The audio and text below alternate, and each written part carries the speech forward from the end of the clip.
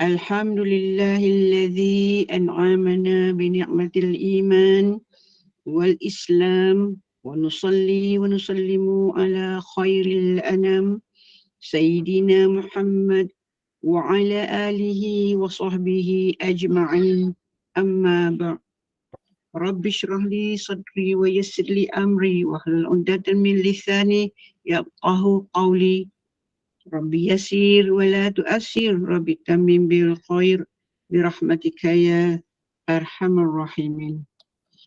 Assalamualaikum warahmatullahi wabarakatuh.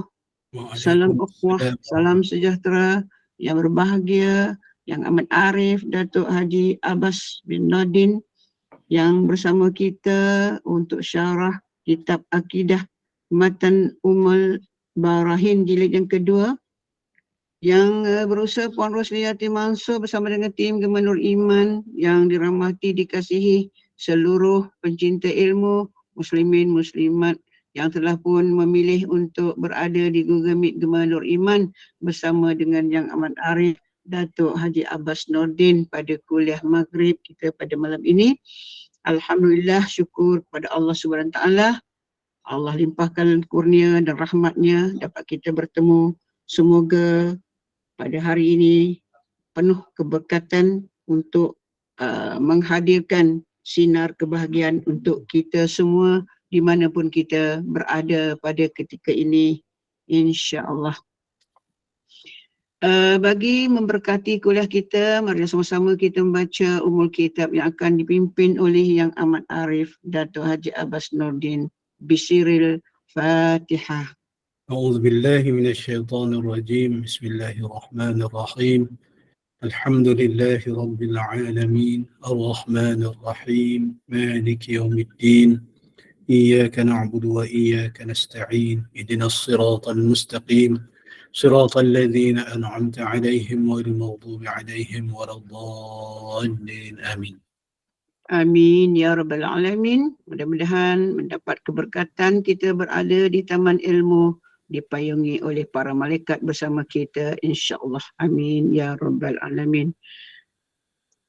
Majlis tanpa melengahkan masa seterusnya mempersilakan yang amat arif Datuk Haji Abbas Nordin untuk menyampaikan syarah kitab Akidah Matan Ummul Barahin jilid yang kedua. Mudah-mudahan dapat membetulkan, dapat meluruskan pegangan akidah kita iaitu akidah Ahli Sunnah wal Jamaah. Ini tanpa melengahkan masa, saya serahkan kuliah maghrib kepada yang amat arif Datuk Haji Abbas Nordin. Dipersilakan. Assalamualaikum warahmatullahi wabarakatuh. Bismillahirrahmanirrahim. Alhamdulillahi rabbil alamin. والصلاة والسلام على أشرف الأنبياء والمرسلين وعلى آله وصحبه أجمعين. سبحانك لا علم لنا إلا ما علمتنا إنك أنت العليم الحكيم ولا حول ولا قوة إلا بالله العلي العظيم. اللهم رب اشرح لي صدري ويسر لي أمري واحلل عقدة من لساني يفقهوا قولي ولا رب يسر ولا تعسر يا كريم. رب يسر ولا تعسر يا كريم. رب يسر ولا تعسر يا كريم. اللهم صل على سيدنا محمد وعلى آله وصحبه أجمعين. اللهم صل على سيدنا محمد وعلى آله وصحبه أجمعين. اللهم صل على سيدنا محمد وعلى آله وصحبه أجمعين. Terima kasih diucapkan kepada pengacara majlis yang saya hormati Puan Nusniati binti Mansur bersama kepimpinan Gemah Nur Iman, para asatizah, hadirin, hadirat yang dirahmati dan dikasihi sekalian. Syukur kepada Allah Subhanahu Wa Taala dapat lagi kita menyambung kuliah kita pada malam ini membicarakan bab tauhid berdasarkan syarah Matan Ummul Barahin.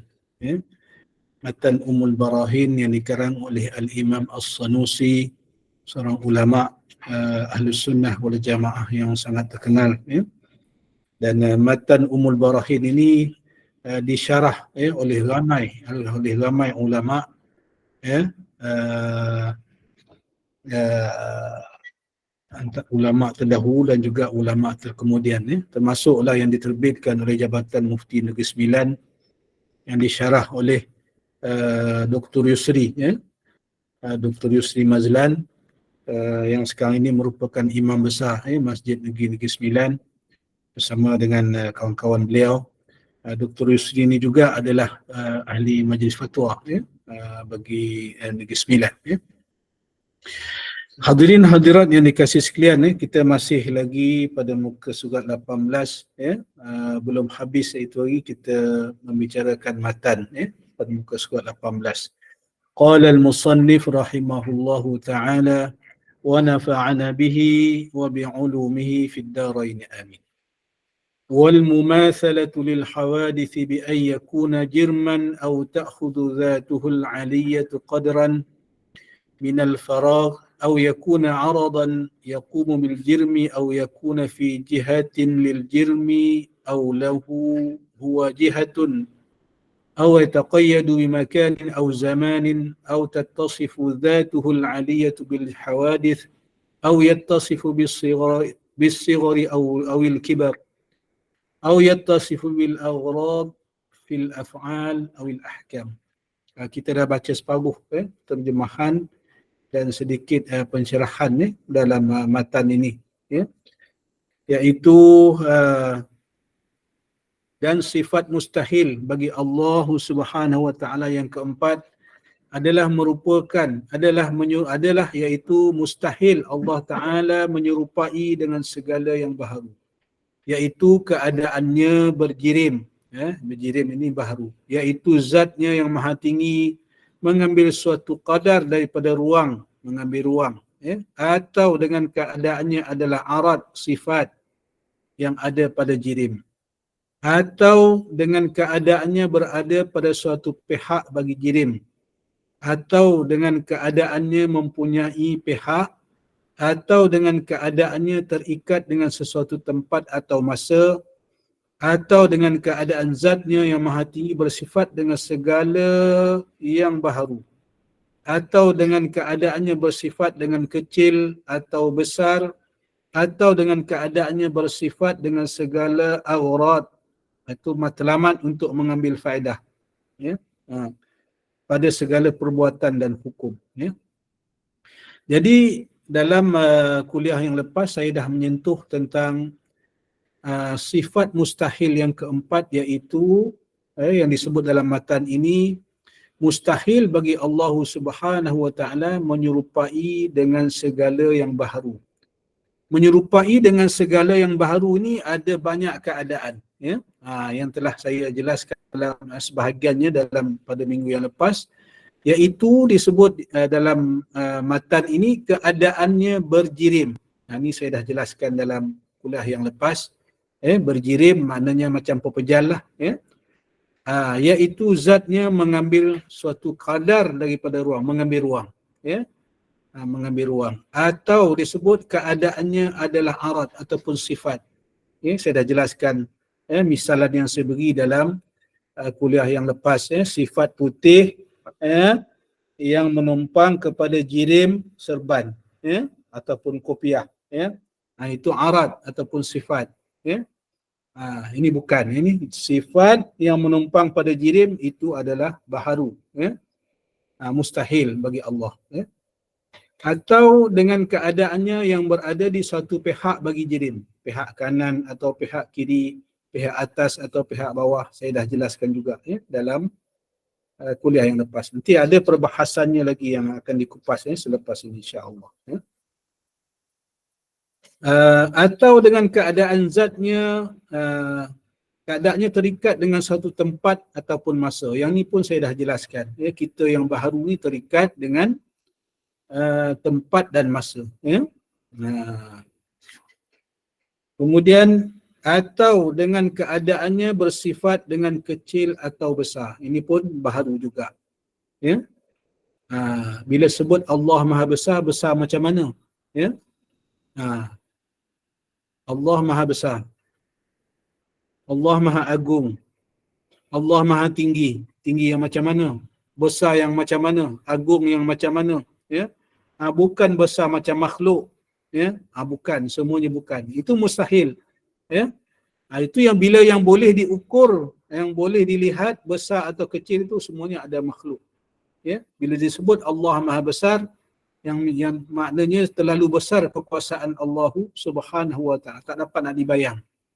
Tak dapat nak kita gambarkan betapa ketinggian kekuasaan Allah Subhanahu wa taala yang di luar jangkauan pemikiran kita. Sebab itu dilarang kita bicara ataupun memikir zat Allah Subhanahu wa taala. Yang disuruh ialah memikir tentang makhluk, ya. Bila kita memikir tentang makhluk, baru kita jumpa jawapan Allah Ta'ala yang menjadikan makhluk. Baru kita dapat kesimpulan betapa hebatnya Allah Subhanahu Wa Ta'ala yang menciptakan makhluk. Atau dengan keadaannya bersifat dengan segala aghrad. Aghrad ni jamak kepada gharadun ataupun matlamat. Gharad, aghrad jamak dia, perkataan jamak. Apa maksud aghrad? Iaitu matlamat, ya, untuk mengambil faedah pada segala perbuatan ataupun hukum. Maknanya Allah Subhanahu wa taala menjadikan sesuatu, melaksanakan sesuatu, ya, menjalankan, ya, dengan sifat af'al Allah Subhanahu wa taala, ya, menjadikan bumi ataupun menciptakan makhluk ke atau sebagainya, mendatangkan bala, mendatangkan nikmat, ya, bukan matlamat dia untuk mengambil faedah. Ini mustahil bagi Allah Subhanahu Wa Taala. Itu, ya, termasuk dalam sifat mustahil bagi mukhalafatuhu ta'ala lil hawadis, ya, bersalah-salahan Allah Subhanahu Wa Taala dengan segala yang baharu. Kita makhluk buat sesuatu memang ada tujuan. Pergi kerja sebab nak dapat gaji, nak mencari nafkah, ya. Kita bersenam sebab nak sihat. Minum air, makan nasi sebab lapar dan dahaga. Semua ada tujuan. Tak ada orang buat saja-saja, tak ada. Bersedekah nak dapat pahala ataupun sekurang-kurangnya kita berbuat baik nak dapat redha Allah Subhanahu wa taala. Semuanya ada tujuan, ada matlamat. Tetapi bagi Allah Subhanahu wa taala tak sama.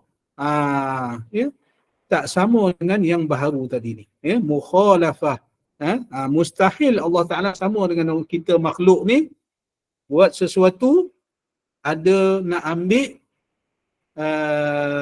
tujuan, ambil faedah. Muka surat 18, ya. Muka surat 18 di bahagian bawah tu. Saya masih baca ni, ya, hadirin hadirat sekalian. Saya masih baca terjemahan matan tadi tu. Sebab matan ni panjang, muka surat 18 tadi. Jadi paragraf yang bawah tadi ni maknanya mustahil bagi Allah Subhanahu wa taala, ya, dengan sifatnya tadi ni bersifat dengan segala aghrad. Maknanya matlamat untuk mengambil apa-apa faedah pada segala perbuatan ataupun hukum. Termasuk hukum. Allah Ta'ala menurunkan hukum. Orang mencuri dihukum potong tangan, kan? Berzina disebat 100 rotan. Minum arak boleh disebat, ya? Dan sebagainya lagi lah, ya? Hukum murtad boleh sampai dibunuh dan sebagainya. Apa lagi hukum, ya? Tak puasa boleh dipenjara, ya? Meninggalkan sembahyang Jumaat 3 kali berturut-turut, ya? Hukum syaraknya boleh didenda dan boleh dipenjara, ya? Jadi Allah Subhanahu Wa Taala menurunkan hukum. Hukum mewajibkan solat, ya, mewajibkan keluar zakat, apa lagi, mewajibkan kita mengerjakan haji, ya, solat 5 waktu, puasa di bulan Ramadan. Adakah Allah Ta'ala mengambil apa-apa manfaat, ya, ataupun mengambil apa-apa faedah daripada tujuan diturunkan hukum hakam ini? Tak ada. Semuanya untuk faedah kita makhluk ni, tak ada. Itu yang dimaksudkan tadi ni, mustahil Allah Ta'ala mengambil faedah tadi, maknanya tak sama macam kita makhluk ni. Kita buat sesuatu, semuanya ada tujuan dan ada matlamat. Berlainan daripada Allah Subhanahu Wa Ta'ala, semata-mata nak menunjukkan kekuasaan dia. Bukannya nak mengambil apa-apa faedah ataupun manfaat daripada segala perbuatan ataupun hukum yang diturun oleh Allah Subhanahu Wa Ta'ala. Sekarang kita masuk muka surat 19 untuk dia punya syarah. Tadi tu pencerahan awal lah, yang termasuk di hujung kuliah minggu yang lepas, sebab dia punya matan tu panjang. Itu saya huraikan sedikit demi sedikit. Jadi kita tengok syarah kepada matan ini. Lawan bagi sifat wajib bagi Allah yang keempat, al-mukhalafah lil hawadis. Bersalahan Allah Ta'ala dengan segala yang baharu. Dalam semua aspek yang saya sebut tadi. Jadi lawannya iaitu kalau kita baca sifatnya tadi, mukhalafatuhu ta'ala lil hawadis, lawannya ialah al-mumathalah. Mumathalah ni bersamaan. Bersamaan, mumathalah lil hawadis, bersamaan dengan segala yang mustahil lah. Mustahil Allah Subhanahu Wa Ta'ala bersamaan dengan segala yang baru. Sama ada zatnya, sama ada sifatnya, sama ada perbuatannya dan sebagainya. Tak sama. Mustahil sama. Sebab segala yang disebutkan tadi, segala perbuatan Allah Subhanahu Wa Ta'ala tu, Allah Ta'ala sahajalah yang tahu rahsia dan juga hakikat sebenarnya. Jadi sifat al-mukhalafah lil hawadis, yang kita baca dalam sifat 20 yang lepas.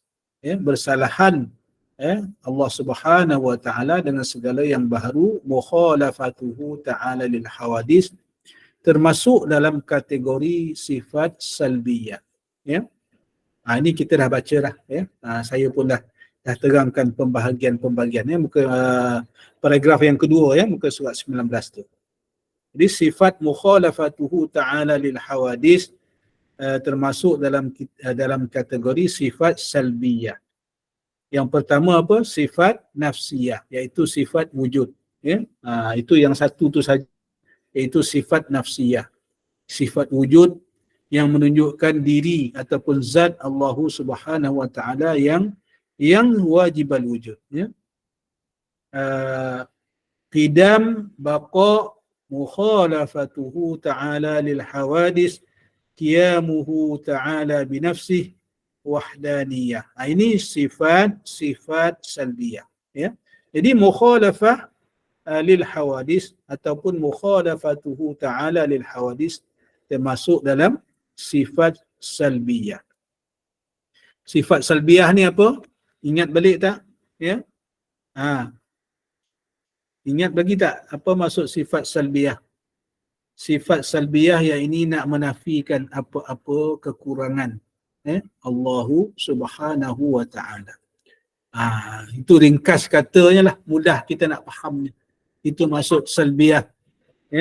Kalau hadirin-hadirin ingat lagi contoh misalan yang saya datangkan dulu, iaitu salbiyah ni asal perkataan salabun.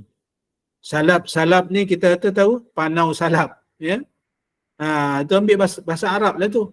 Apa tujuan panau salab ni? Nak menghilangkan panau. Apa maksud sifat salabiyah ni? Nak menghilangkan ataupun nak mencegah ataupun nak menghalang ataupun nak menghilangkan apa-apa kekurangan bagi Allah Subhanahu. Itu fungsi sifat salbiyah. Ingat panau salab tadi nak menghilangkan panau, nak menghilangkan kurang. Itu diambil daripada perkataan Arab. Salaba. Sifat salbiyah yang ini nak menafikan apa-apa kekurangan sifat Allah Subhanahu Wa Ta'ala. Itu kita ulang kaji balik. Ataupun kita panggil, dia kata termasuk dalam sifat salbiyah atau sifat al-adamiyah. Tidak wujud. Tidak wujud ni maknanya kita tak dapat nak tunjuk. Qidam itu macam mana nak tunjuk? Cuma boleh dipaham dengan akal fikiran saja. Amrun i'tibari, yang saya sebut dulu, yang saya dah ingat dah banyak kali dah kita sebut. Termasuk dalam perkara ataupun amrun i'tibari. Perkara-perkara yang boleh dicerna ataupun dibuat kesimpulan oleh akal fikiran yang waras. Itu sifat adamiyah.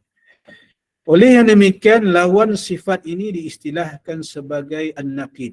Dua sifat yang saling berlawanan, namun status kedua-dua sifat itu adalah tidak wujud, adamiyah tadi.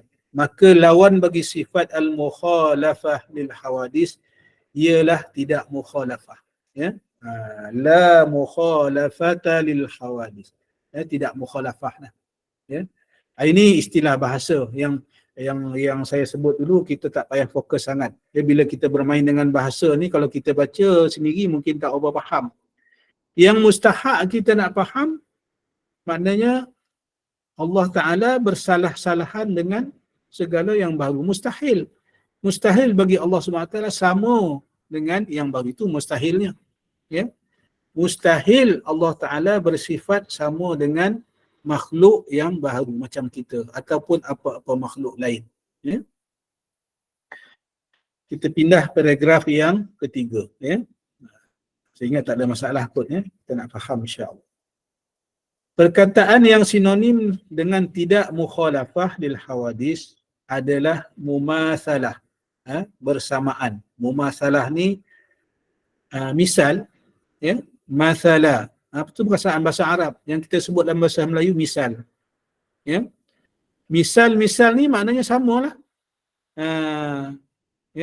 Kita sebut misal, sama. Itu bahasa asalnya perkataan bahasa Arab. Semisal ataupun sama, masalan ataupun mumatsalah dalam bahasa Arabnya.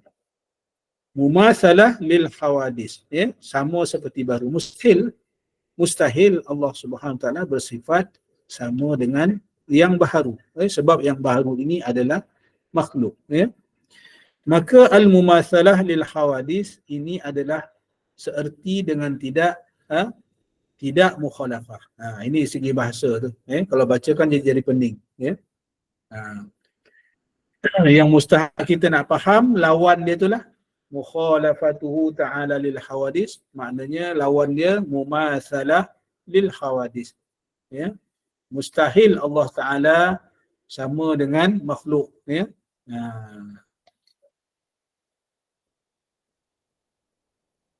Jadi setelah itu sifat al-mumatsalah lil hawadis, sama seperti makhluk, dijadikan lawan bagi sifat mukhalafah lil hawadis.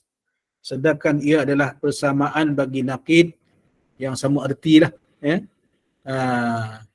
bagi sifat al-mukhalafah lil hawadis. Ini dari segi bahasa. Segi bahasa tu kalau kita bacakan jadi pening. Jadi kita tak payah fokus dari segi bahasa, yang mustahak kita faham yang mana sifat yang wajib, yang mana sifat yang mustahil. Yang wajib sifat Allah Subhanahu Wa Taala iaitu mukhalafatuhu ta'ala lil hawadis.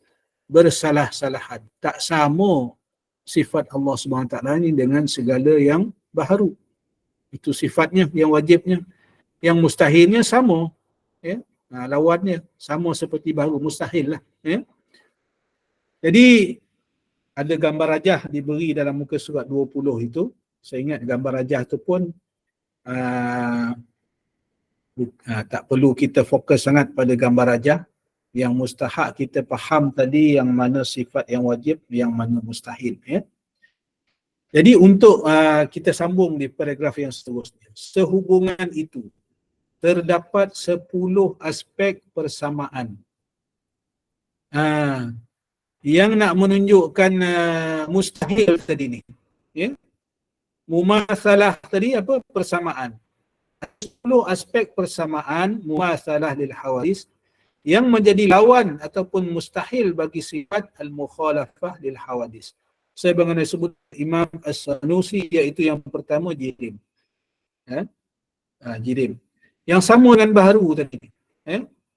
Mustahil. Mustahil Allah Ta'ala itu berjirim sebab jirim sama dengan yang baharu. Jadi ada 10 aspek. Yang pertama jirim, iaitu kita tengok dia, yang pertama jirim ataupun jirmun dalam bahasa Arab. Iaitu setiap sesuatu yang memenuhi ruang. Itu maksud jirim. Saya pegang cawan ni. Sekarang cawan ni memenuhi ruang yang di sinilah. Bila saya alihkan cawan ni, dia tak ada di ruangan itu. Dia ada di atas meja. Sama macam serban saya ni. Serban saya ni sekarang mengambil ruang di atas kepala. Mengambil ruang di atas kepala. Kalau saya buka, dia tak ambil ruang di atas kepala lah. Bila saya letak balik, serban dan kopiah saya ni mengambil ruang di atas kepala. Ini jirim. Sebab jirim ni boleh disentuh, boleh dipegang, boleh dirasa. Ada juga jirim yang tak dapat nak dipegang. Itu dipanggil jirim yang latif. Contohnya apa? Udara. Contohnya apa? Elektrik. Contohnya apa? Mungkin apa ni, jirim-jirim yang halus lah. Kuman, apa lagi, bakteria. Itu jirim yang halus ataupun kita panggil jirim yang latif. Jadi yang mustahak kita nak fahamnya ialah yang makhluk tadi ni, yang bersifat jirim tadi ni adalah benda yang baharu. Mustahil. Sebab itu Imam Sanusi mendatangkan misalan ini, ataupun contoh. Ni ada 10 dia kata, yang menjadi persamaan yang baharu tadi ni. Yang pertama jirim, iaitu sesuatu yang memenuhi ruang. Sama ada ia boleh dibahagi-bahagikan kerana tersusun daripada beberapa jauhar ataupun murakkab jisim seperti batu, kayu dan sebagainya, atau jirim yang tidak boleh dibahagi-bahagikan, mufrad, jauhar al-fardu, seperti roh, cahaya dan seumpamanya. Jadi dalam contoh jirim ni, Imam As-Sanusi membahagikan ada jirim yang terdiri daripada susunan beberapa jauhar. Apa contoh mudahnya yang kita nak ambil contoh mudah, beberapa jauhar, dibahagi-bahagikan di dalam bentuk beberapa jisim yang tersusun seperti batu, batu bata contohnya. Bila kita buat rumah ni, nak dapatkan buat dinding ni adalah susunan daripada batu bata contoh, termasuk juga kayu di sini. Kayu ni macam pintu kita lah. Pintu ni ada jenang dia, ada papan pintu dia, ada apa lagi, itu. Dia susunan tu, baru dipanggil pintu. Dan dia boleh dipisah-pisahkan. Batu bata tadi tu boleh balik ditanggalkan balik. Kalau diketuk dinding ni dengan tukul, maka pecah dia, maka tanggal balik batu. Itu yang dimaksudkan oleh Imam Sanusi tadi ni, yang ni jirim ni terbagi pada dua. Yang pertama, maknanya dia boleh tersusun daripada beberapa jauhar, beberapa bata tadi membentuk dinding, beberapa kayu membentuk pintu, membentuk lantai rumah, dinding rumah, kalau rumah kayu lah, dan sebagainya, lain-lain lah, yang boleh kita tengok di sekeliling kita, termasuklah kerusi, kerusi ni pun dia terbentuk daripada beberapa jauhar, kalau kerusi yang saya duduk ni ada dia punya cover dia, ada dia punya asas kayu dia, ya. Terdiri jadi dilekat-lekatkan, dicantum-cantumkan dengan skrunya, dengan paku dia, dengan apa dia, dijahit dia dia punya cover tempat bersandar ni, tempat duduk dia ni, ya, tilam dia ni, maka jadilah kerusi. Itu mudah. Yang kedua dia kata, atau jirim yang tidak boleh dibahagi-bahagikan. Ada jirim yang ni dipanggil jirim yang mufrad. Apa maksud mufrad ni? Tunggal lah, ya, ataupun satu. Seperti roh, ya. Roh. Kamu juga macam cahaya, ya. Tak boleh dia nak bahagi ataupun seumpamanya, ya. Roh kita pun tak tahu hakikat roh ni macam mana, ya. Bukan roh ni maknanya ada satu roh, dua roh, tiga roh, tak, bukan. Dia satu je, ya. Kalau keluar roh ni maknanya meninggallah kita, ya. Cahaya pun sama juga, ya. Kita nak bahagikan cahaya ni, kita nak potong cahaya ni tak dapat, ya. Tak dapat kita nak potong cahaya ni, kecuali kita hadang lah cahaya tu. Bolehlah dihadang, ya. Sebab cahaya ni bila dihadang dengan objek yang dengan keras, dia terhenti kat situlah. Kalau kita halakan cahaya lampu suluh contohnya ke dinding, ya, terhalanglah ke dinding tu, sampai ke dinding tu saja, ya. Tetapi kita nak bahagikan cahaya tu tak boleh.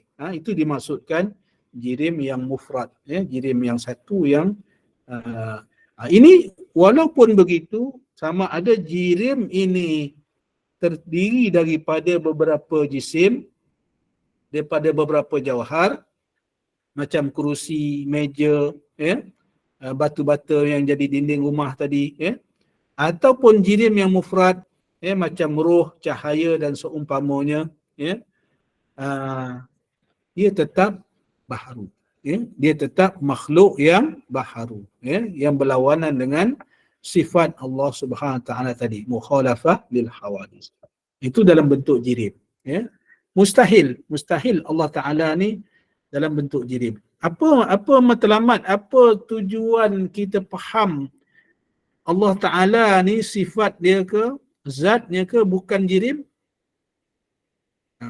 Siapa boleh tangkap? Apa sebab kita kena faham ni? Allah Ta'ala ni bukan jirim, ya. Zat Allah SWT bukan jirim. Sebab jirim mengambil tempat, ya. Bila jirim mengambil tempat, maka ternafilah, ya, pahaman-pahaman yang lain yang menunjukkan seolah-olah Allah Ta'ala ni berjisim. Ini yang kita panggil pahaman mujassimah. Ingat lagi tak saya sebut dulu? Pahaman mujassimah yang menjisimkan zat Allah Subhanahu Wa Ta'ala. Seperti pandangan yang mengatakan Allah Subhanahu Wa Ta'ala bersemayam di atas arash, duduk di atas arash, maknanya kan berjisim tu, mengambil tempat di atas arash. Ini bukan pahaman kita i'tiqad Ahlus Sunnah wal Jamaah. Ini mustahak ni, sebab tu kita faham ni Allah Ta'ala bukan jirim. Ini baru yang pertama, ada 10 yang Imam Sanusi bagi tadi, kan. Nanti kita akan sebut satu persatu. Jadi bila kita faham Allah Subhanahu Wa Ta'ala itu bukan jirim, dengan mudah insya-Allah, bila ada fahaman i'tiqad lain yang cuba menjejaskan i'tiqad kita Ahlus Sunnah wal Jamaah, kita nampak dah. Ini bukan fahaman kita, ya. Walaupun pandang itu pernah disebutkan oleh salah seorang mufti, ya. Yang saya ingat mufti yang lain daripada orang lain lah, ya. Jadi tak kiralah dia mufti ataupun orang perseorangan dalam YouTube yang berpahaman dengan ke arah ini, yang mirip pahaman mujassimah ini. Ada juga yang mirip pahaman Wahabiyah yang menjisimkan Allah Subhanahu Wa Ta'ala, yang mengatakan, ya, ayat Quran yang mentafsirkan ayat Quran Allah Ta'ala bersemayam di atas arash, ya. Kita i'tiqad Ahlussunnah wal Jamaah, kita faham Allah Ta'ala zatnya bukan jirim, bukan arat, bukan jirim. Maka dia tidak mengambil ruang, tidak mengambil tempat, ya. Saya ingat hadirin boleh dapat cepat nampak dah situ. Ya. Sebab tu saya tanya tadi apa sebab kita nak faham ni. Ya. Mustahil Allah Ta'ala ni jirim. Ya. Sifat itu berlawanan dengan sifat yang tadi, mukhalafatuhu ta'ala lil hawadis. Itu yang pertama. Ya. Kemudian yang kedua arad. Jirim tadi apa? Alhamdulillah. Ya. Faham alhamdulillah. Yang kedua dipanggil arad. Ya. Ada jirim, ada arad. Jirim serban saya. Apa aradnya? Warnanya. Ya. Warnanya ataupun sifatnya. Sama ada ringan ataupun warnanya putih ke, hitam ke, ringan ke, berat ke, itu arad. Ya. Arad iaitu sifat bagi makhluk seperti merah, putih, tinggi, rendah dan sebagainya. Ya, sama ada dari segi color ataupun warna ataupun dari segi tinggi rendah, berat ringan, ya, dan sebagainya. Itu dipanggil arad. Ya. Arad yang menumpang pada jirim.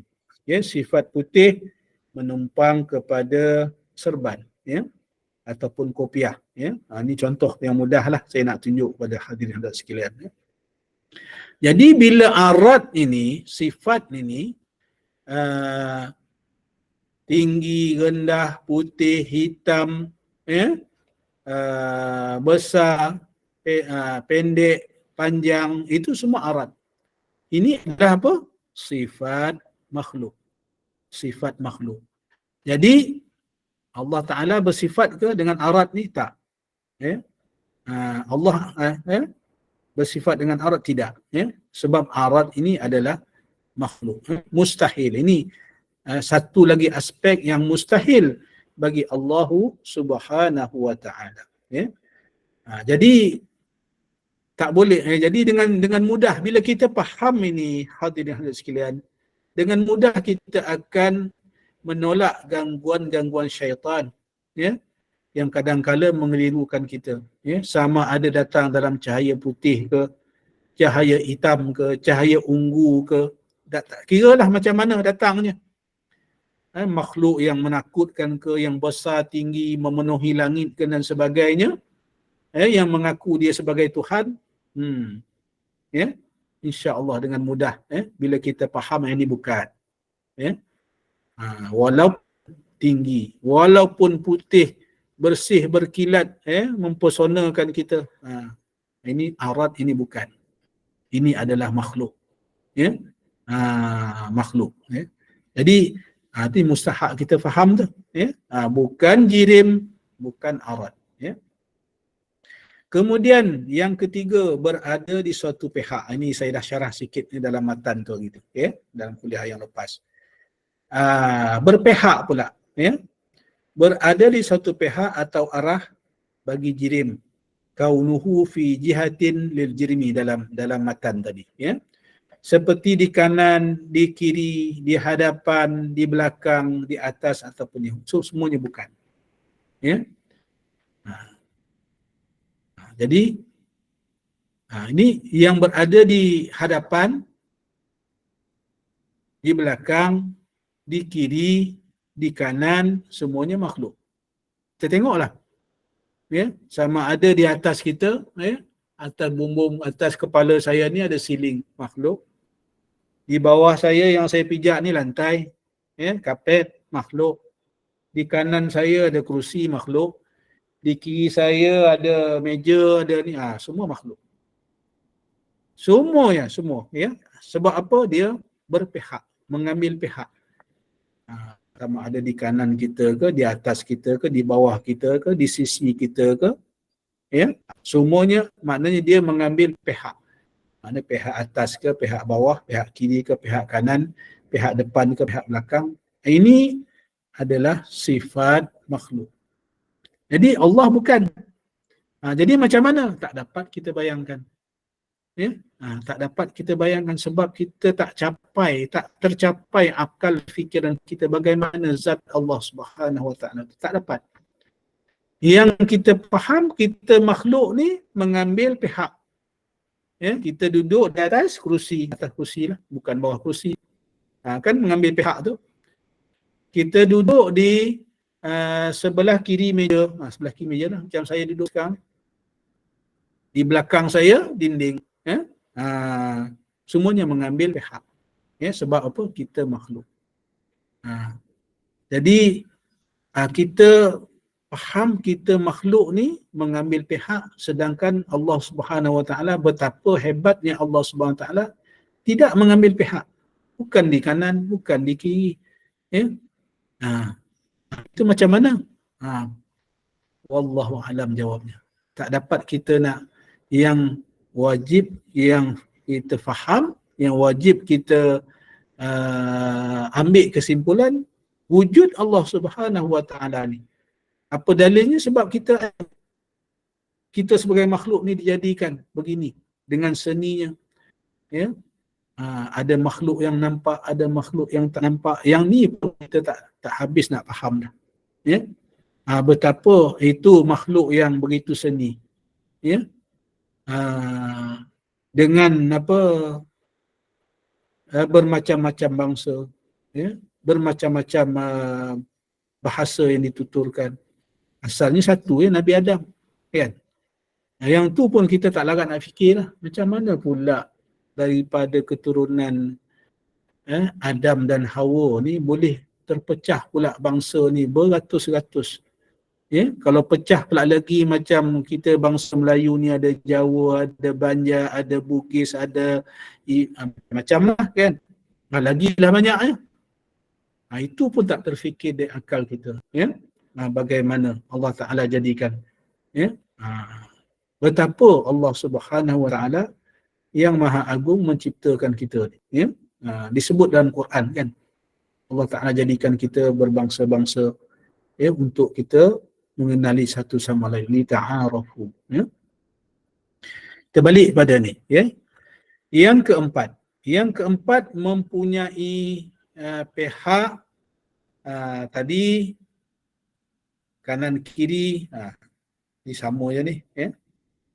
Mempunyai pihak seperti kanan kiri hadam. Yang ketiga ni mempunyai pihak atau arah. Yang keempat mempunyai pihak seperti kanan kiri, ini hampir sama lah. Yang kelima terkait dengan tempat, at-taqayyudu bimakanin. Kita makhluk ni terkait dengan tempat, seperti berada di arash, di langit atau di mana-mana. Saya sebut tadilah, saya duduk di atas kursi. Saya sekarang berada di Seremban. Hadirin sekalian berada di rumah masing-masing contohnya. Di hadapan handphone, di hadapan komputer, terkait dengan tempat. Dan pula tu kita makhluk ni duduk situ lah. Duduk di satu tempat saja, tak boleh berada di dua tempat. Itu pun dah tunjuk dah lemah dah makhluk ni kita ni. Saya sekarang berada di rumah saya di Seremban. Kalau saya kata saya di Kuala Lumpur, tipulah saya. Sebab saya ada di Seremban. Tiba-tiba orang kata nampak saya di Melaka pula. Sudah. Entah siapa-siapa kan. Jadi mustahil. Yang situ pun dah tunjuk bagaimana kita ni terikat dengan tempat. Senang tu kita faham, kan? Yang keenam terkait dengan masa atau tempoh. At-taqayyudu bi zaman. Ini pun saya dah ada bagi pencerahan dalam kuliah yang lepas, seperti bermula dan berakhir. Macam kita lah, umur kita. Terkait dengan masa ataupun tempoh. Sampai tempoh, sampai masa kita, inna lillahi wa inna ilaihi raji'un. Baliklah kita kepada pencipta kita. Ini pun tak tahu. Ini kita pun tak tahu tempoh masa kita ni. Orang yang dah meninggal lama dulu pun dia tak tahu. Dia pun tak tahu berapa panjang umur. Tiba-tiba Allah Ta'ala matikan dia. Macam arwah bapa saya lah. Kebetulan umur tak panjang. Meninggal umur 59 tahun. Sebab masa dia dah sampai. Tetapi mak saya alhamdulillah masih hidup lagi sampai hari ini. 84 tahun dah umur. Ya. 84 tahun dah. Panjang pula umurnya. Inilah Allah SWT betapa adilnya, betapa kayanya Allah SWT. Dipendekkan umur bapa saya, dipanjangkan pula umur mak saya. Alhamdulillah. Ya. Sampai hari ini alhamdulillah boleh kata sihat lagi lah. Ya. Ini kita makhluk terkait dengan tempoh, dengan masa. Ya. Yang ketujuh, bersifat dengan sifat makhluk seperti lupa, lalai, mengantuk, lapar dan seumpamanya. Ini kita makhluk. Ya. Tuhan tak, ya, tak lupa, tak lalai, tak lapar, tak mengantuk. La ta'khuzuhu sinatun wala naum. Kita baca dalam ayatul kursi. Maha berkuasanya Allah SWT. La ta'khuzuhu sinatun wala naum. Ya. Tak ada mengantuk, tak tidur lah. Ya. Mengantuk, lapar dan seumpamanya. Ya. Nanti ada orang tanya pula, Allah Ta'ala tu tak makan-makan ke? Ini soalan yang tak perlu ditanya lah. Ya. Yang tak, ya, sama macam saya bagi contoh yang lepas ni. Ya. Takkan kita nak tanya lah sampai yang Tuan Agung lalu depan kita, tuanku buat apa? Ya. Itu tak beradab namanya. Ya. Itu tak sewajarnya kita, ya, mempersoalkan yang sedemikian. Ya. Sebab kita diajar oleh Nabi kita supaya berfikir dan merenung tentang kejadian makhluk. Ya. Tak kena tempat betul. Ya. Ini sifat makhluk. Ya. Ini bila kita lupa, lalai, mengantuk, lapar dan seumpamanya ni. Ya. Kadang-kadang kita tak perasan. Sebab apa? Kita dah terbiasa dah rutin harian kita kan. Lepas main subuh, ya, tak lama lepas tu rasa lapar nak sarapan pagi. Ya. Cuma kita rasa macam tu sajalah. Maknanya lapar nak makan kan. Haus nak minum. Ya. Mengantuk nak tidur. Ya. Dan lain-lain lah. Letih nak rehat. Ya. Jarang kita terfikir, kita ni maknanya jarang kita nak memikir bahawa sebenarnya kita ni lemah. Ya. Sebab apa? Kita lupa. Ya. Kadang-kadang benda yang penting-penting pun kita lupa. Ya. Lupa. Kadang kita dah keluar rumah dah. Rumah ni kunci ke tak kunci? Ya. Balik tengok. Rupa dah kunci dah. Kan? Ya. Benda yang penting-penting. Ya. Kadang-kadang pun kita terlupa. Ya. Ada orang terlupa nak tutup dapur gas. Ya. Sampai kering air. Kan? Nak tunjuk apa ni hadirin sekalian? Nak tunjuk betapa kita ni makhluk sebenarnya. Tapi kita jarang berfikir begitu. Ya. Sebab memang rutin harian kita dah macam tu dah. Ngantuk. Ya. Nak tidur. Ya. Lapar, makan. Ya. Jadi kalau kita boleh latih, ya, kalau kita latih untuk berfikir, ya, merenung sejenak, ya, tambah lagi pula kita ni dah, saya lah sendiri dah meningkat.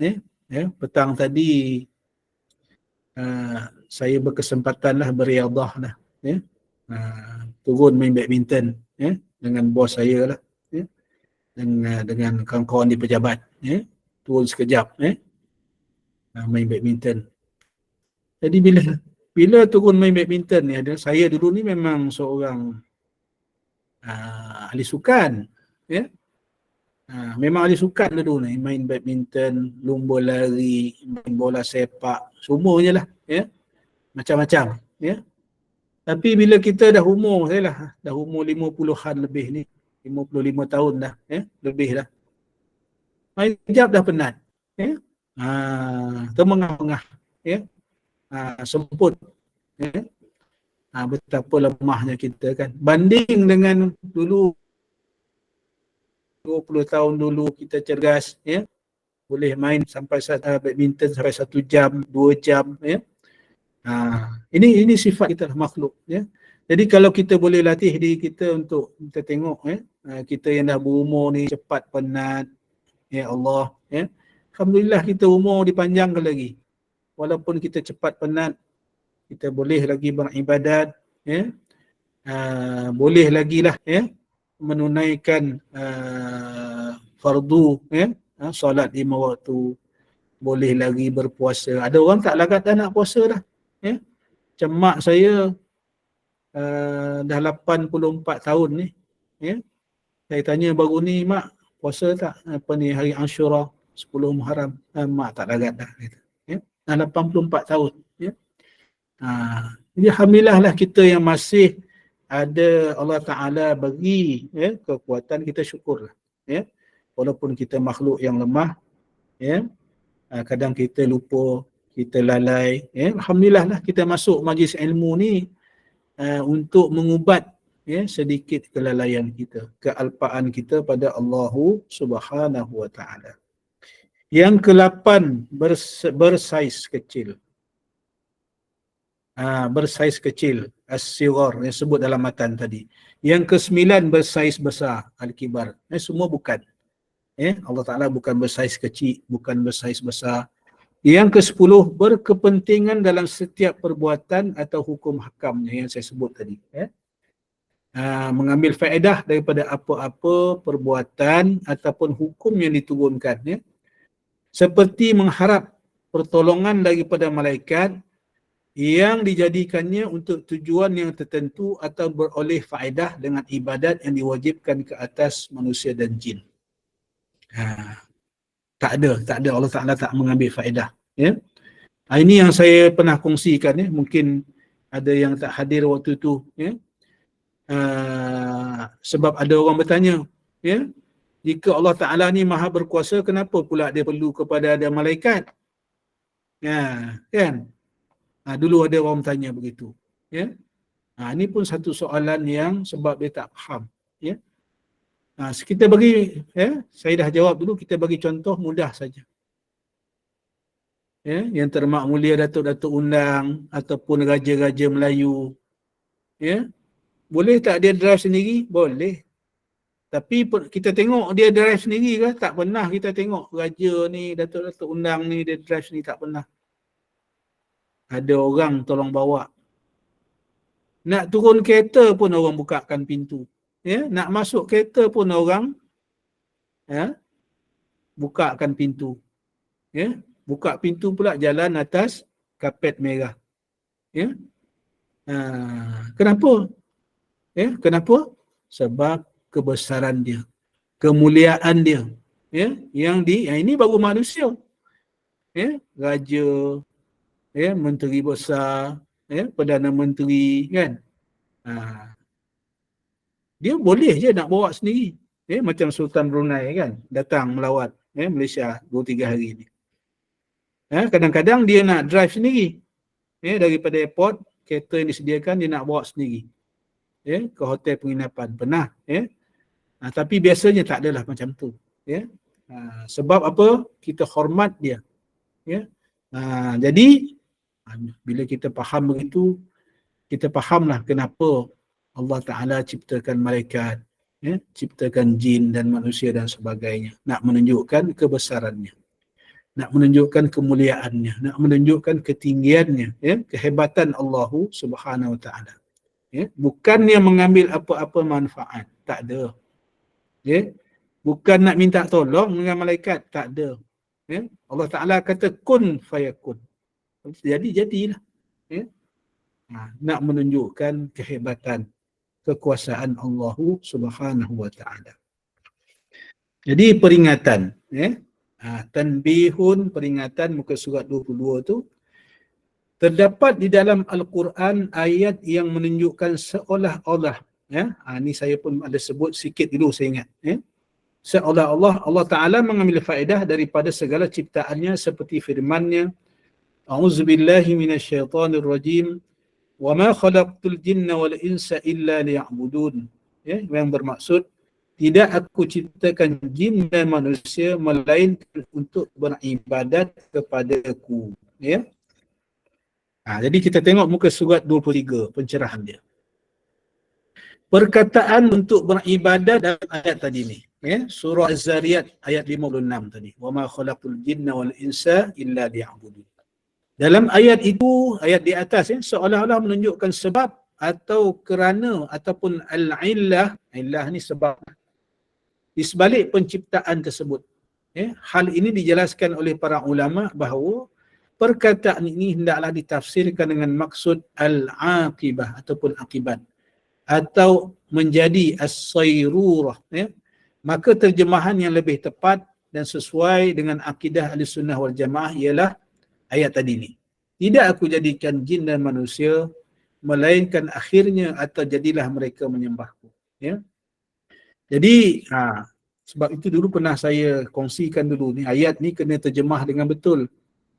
Wa ma khalaqtul jinna wal insa illa liya'budun. Surah 22 tu kan. Yang maksud tidak aku ciptakan jin dan manusia melainkan untuk beribadat kepadaku.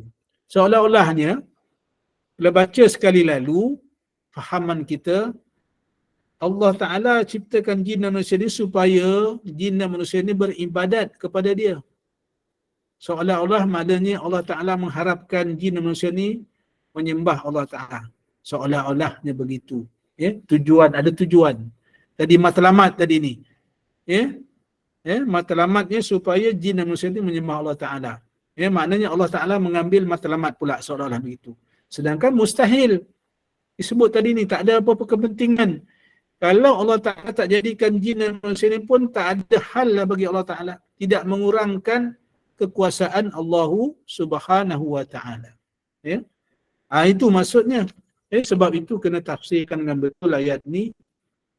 Bukannya Allah Ta'ala mengambil manfaat daripada penciptaan jin dan manusia untuk menyembah dia. Tak. Jadi kena baca yang diterjemahkan mengikut i'tiqad kita. Tidak aku jadikan jin dan manusia melainkan akhirnya atau jadilah mereka menyembahku. Jadi nak menunjukkan kekuasaan Allah Subhanahu wa Ta'ala. Kesimpulan ke surat 23. Wajib ke atas mukallaf beriman dan meyakini bahawa Allah Subhanahu wa Ta'ala wajib bersifat dengan sifat al-mukhalafah lil hawadis. Dan mustahil baginya al-mumatsalah lil hawadis. Mustahil Allah Ta'ala sama sifatnya dengan segala makhluk yang baharu.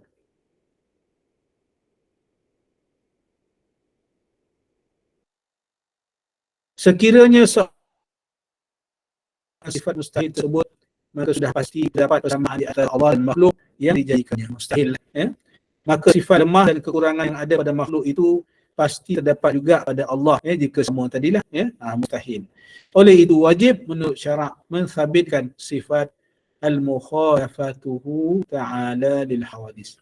Wajib kita i'tiqad Ahlussunnah wal Jamaah mensabitkan sifat mukhalafah tadi. Tak sama. Jadi bila tak sama ni, laisa kamitslihi syai'un, tak sama. Apa-apa pun tak sama. Sama ada zatnya, sama ada sifatnya, sama ada perbuatan Allah SWT. Semuanya tak sama dengan makhluk. Jadi bila kita faham begitu, insya-Allah lah, mantap lah, akidah kepahaman kita kepada Allah Subhanahu wa Ta'ala. Baru kita dapat tadi ni, dapat kita membezakan i'tiqad yang betul, berdasarkan pegangan kita i'tiqad Ahlussunnah wal Jamaah, dan dapat kita membezakan dan juga menafikan i'tiqad yang lain yang bercanggah. Seperti yang saya sebut tadi ni, fahaman mujassimah. Fahaman mujassimah, fahaman apa lagi, yang bercanggah dengan i'tiqad Ahlussunnah wal Jamaah. Jadi hadirin sekalian, hampir 9 suku. Saya ingat saya berhenti di situ dulu. Kalau ada soalan, kalau tak ada, saya malam ni kita baca Al-Kahfi juga ke? Pengacara? Dia bukan Al-Kahfi. Tak baca lagi kot. Ada kuliah lain. Dapatlah 9 suku. Ya. Jadi kalau tak boleh ada, buka soalan lah kalau Datuk nak bagi kejap atau satu soalan mungkin. Boleh insya-Allah. Kalau boleh saya jawab, kalau tak boleh saya minta tanda. Kita buka satu soalan je. Kalau tak ada kita tutup kuliah dulu, insya-Allah. Ya. Kalau tak ada, saya ucap terima kasih lah. Yang baik itu daripada Allah. Nampaknya tak ada lah tu. Yang baik daripada Allah Subhanahu Wa Taala. Segala kelemahan, kekurangan daripada diri saya sendiri, saya mohon maaf. Mudah-mudahan sedikit pencerahan, sedikit perkongsian kita pada malam ini menambah kekuatan akidah kita, memantapkan akidah kita untuk mentauhidkan Allah Subhanahu Wa Taala. Mudah-mudahan ada manfaatnya dan barakahnya pada kita semua insya-Allah. Saya mohon maaf atas salah silap. Saya kembalikan kepada pengacara majlis. Alhamdulillah, amin, Allahumma ya amin. Jazakallah khairan kasiran kepada Yang Amat Arif Datuk Haji Abbas Nordin yang telah pun menyampaikan syarah berkaitan dengan kitab Akidah Matan Ummul Barahin jilid yang kedua. Mudah-mudahan bermanfaat dan dapat tingkatkan kefahaman kita, memperbetulkan, meneruskan pegangan akidah kita insya-Allah tentang apa yang disyarahkan sifat-sifat mustahil bagi Allah yang wajib kita ketahui. Kita akan sambung lagi kuliahnya pada minggu depan. Jadi sekiranya ada peluang nanti kita boleh kemukakan soalan pada minggu-minggu seterusnya insya-Allah. Terima kasih kepada tim Gemana Iman, terima kasih kepada para pencinta ilmu yang sudi bersama-sama berkuliah bersama dengan Yang Amat Arif Datuk Haji Abbas Nordin sebentar tadi. Kuliah kita seterusnya ialah pada pukul 9.15. Nampaknya meja Haji Muhammad Naim pun dah pun berada untuk kuliah nasihat buat hati. Dan sebagai penutup kuliah, mohon Ustaz untuk membaca tasbih kafarah dan surah Al-As. Jadi saya sudahi dengan wabillahi taufiq. Wassalamualaikum warahmatullahi wabarakatuh. Bismillahirrahmanirrahim. Subhanakallahumma wa bihamdika asyhadu an la ilaha illa anta astaghfiruka wa atubu ilaik. Bismillahirrahmanirrahim. Wal 'asri innal insana lafi khusrin illa alladhina amanu wa 'amilus shalihat wa tawassaw bil haqq wa tawassaw bis sabr. Sekian, assalamualaikum warahmatullahi wabarakatuh. Saya mohon